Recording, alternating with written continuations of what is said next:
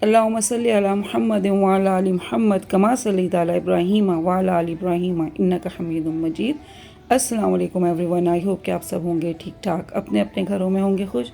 आज एक नई वीडियो लेकर आई हूँ जिसमें कि हम आपसे बात करेंगे घरों में बरकत किस तरीके से लाई जाए, और उसके साथ साथ हज से रिलेटेड बात करेंगे क्योंकि हाजियों के जाने का वक्त आया हुआ है। और इसके साथ साथ एक अगर टाइम मिला वीडियो के एंड में, क्योंकि वीडियो लंबी हो जाती है, सब्र के ऊपर एक बहुत ज़बरदस्त सी रिवायत मेरी नज़रों से गुजरी थी, मैंने कहा अपनी ऑडियंस के साथ ज़रूर शेयर करूँ।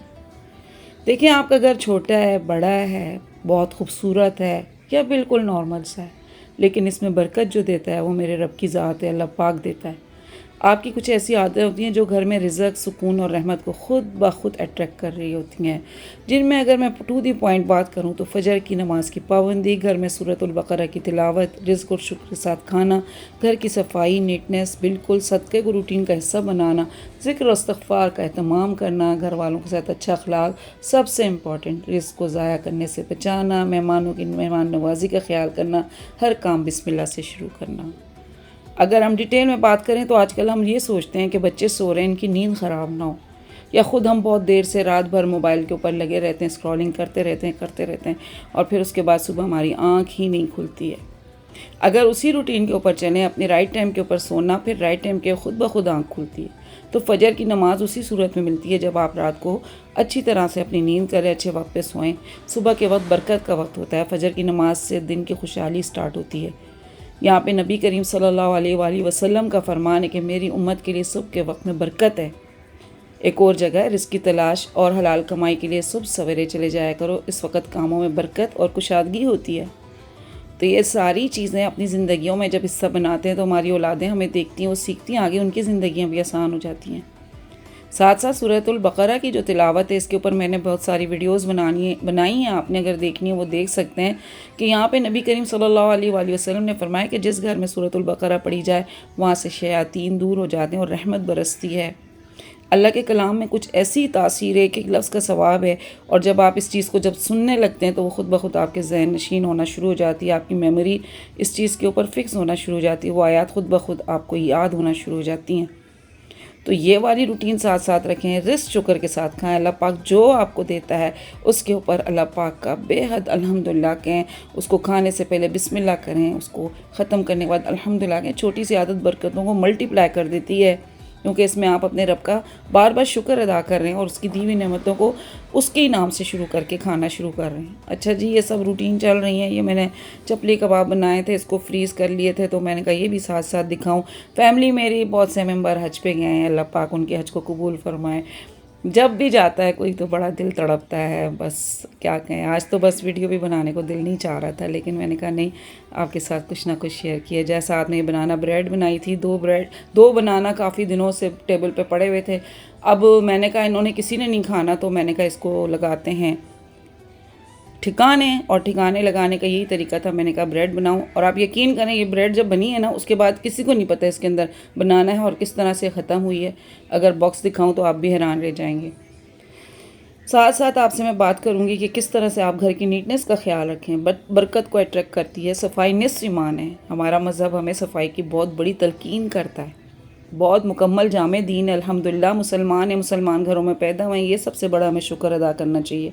और उसके बाद जो है सबसे बड़ी बात यह कि हमारी दीन में हमें निस्फ़ ईमान, आधा ईमान कहा गया है, उसका ख्याल रखा करें। सुबह सवेरे अपने घर की सफाई का ख्याल रखें, अगर हेल्पर्स हैं तो उनके साथ मिलकर घर की सफाई करें।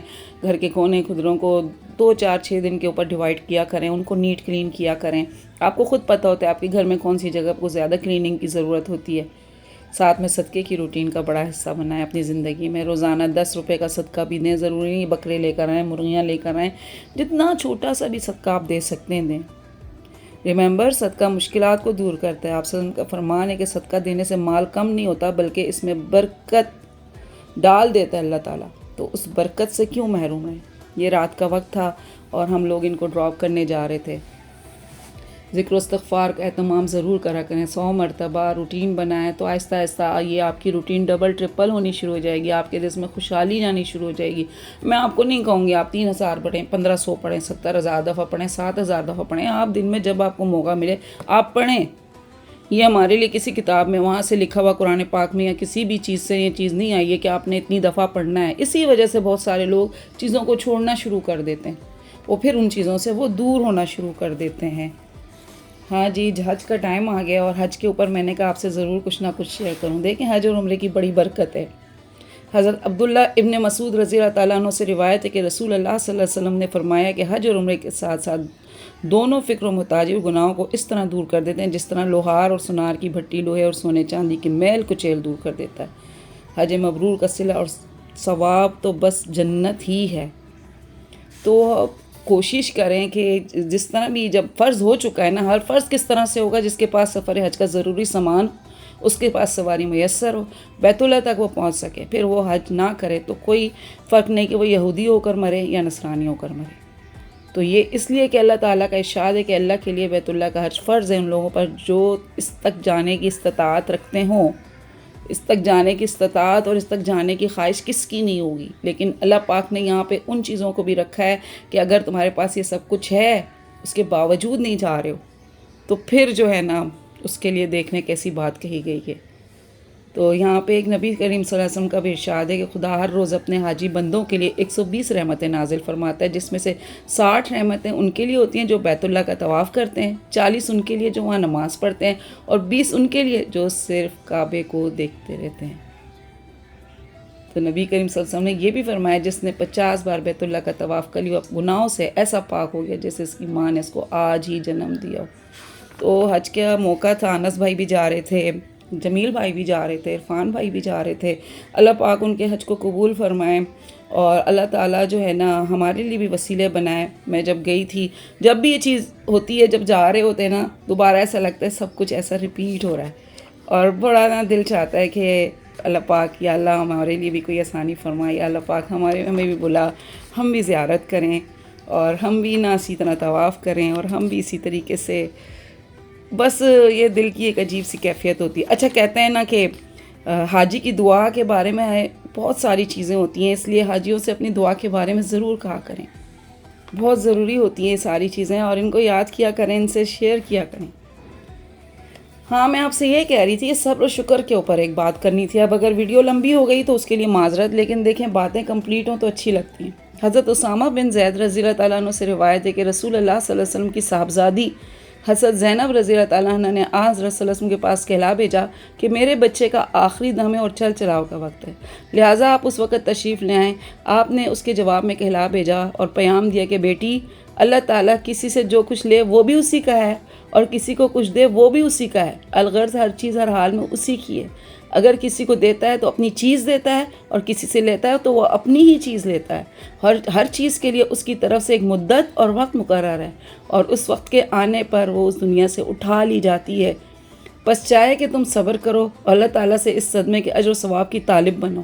صاحبزادی صاحبہ نے پھر آپ کے پاس پیغام بھیجا اور قسم دی کہ اس وقت حضور صلی اللہ علیہ وسلم تشریف لے آئیں.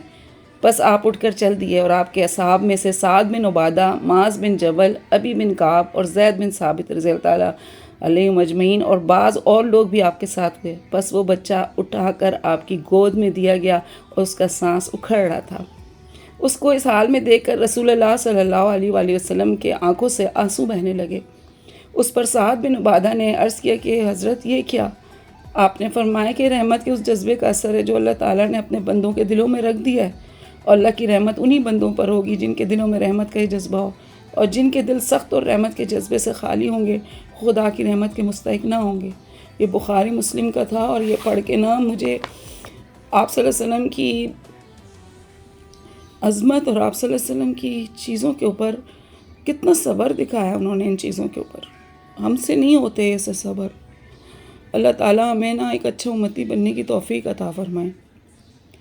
تو یہ جب میں نے پڑھا نا میری آنکھوں میں آنسو آ گئے، کیونکہ ساری آزمائشوں سے وہ بھی گزرے، لیکن ان کی صبر ہمیں دکھایا گیا کہ اس طرح سے صبر کرو، اس طرح سے وقت گزارو، اس طرح سے صبح کا اہتمام کرو، اس طرح سے رات کا اہتمام کرو، اس طرح پورا دن گزارو، اس طرح نمازیں پڑھو، اس طرح قرآن پڑھو، اس طرح اولاد کی تربیت کرو، والدین کی خدمت کرو، بڑوں کا ادب کرو، چھوٹوں سے پیار کرو، صبر کرو، کسی کی دی ہوئی اذا کے اوپر صبر کرو. آپ صلی اللہ علیہ وسلم کے ساتھ کیا کچھ نہ کیا گیا، لیکن آپ نے کتنا صبر دکھایا اور آج جو ہے وہ ساری چیزیں ہمارے لیے جو ہے مثال بن چکی ہیں. اللہ تعالیٰ ہمیں نیک مسلمان بننے کی توفیق عطا فرمائے. جن کے گھروں میں والدین بیمار ہیں، جن کے بچے بیمار ہیں، شوہر بیمار ہیں، اللہ تعالیٰ ان کو صحت عطا فرمائے. بہت قیمتی اور بہت اچھا مہینہ آیا ہے. اپنے آپ کو بہت سارے گول سیٹ کریں اور بہت ساری چیزوں سے جو آپ کو بری بھی لگتی ہیں، غیبت ہو گئی، چغل خوری ہو گئی، دوسروں کا مذاق اڑانا ہو گیا، خود کو بہت بڑا سمجھنا، دوسروں کو حقیر سمجھنا ہو گیا، ان ساری چیزوں سے خود کو دور کرنے کی کوشش کریں. آپ خود بخود اس چیز کے اوپر مضبوط ہوتے چلے جائیں گے. تو آئی ہوپ آپ کو میری پچھلی ویڈیوز کی طرح یہ ویڈیو بھی پسند آئی ہوگی. ویڈیو پسند آئے لائک کریں، شیئر کریں، سبسکرائب کریں. میرے ایک بھائی یا بہن کا کمنٹ آیا تھا، سسٹر آپ جو ہے نا سورۃ الکوثر کے اوپر بھی بات کریں. انشاءاللہ کمنگ ڈیز میں جو ویڈیو آئے گی اس کے اوپر میں ضرور آپ کے ساتھ تفصیلی ویڈیو شیئر کروں گی. ملتے ہیں نیکسٹ ویڈیو میں. ٹل دین فی امان اللہ.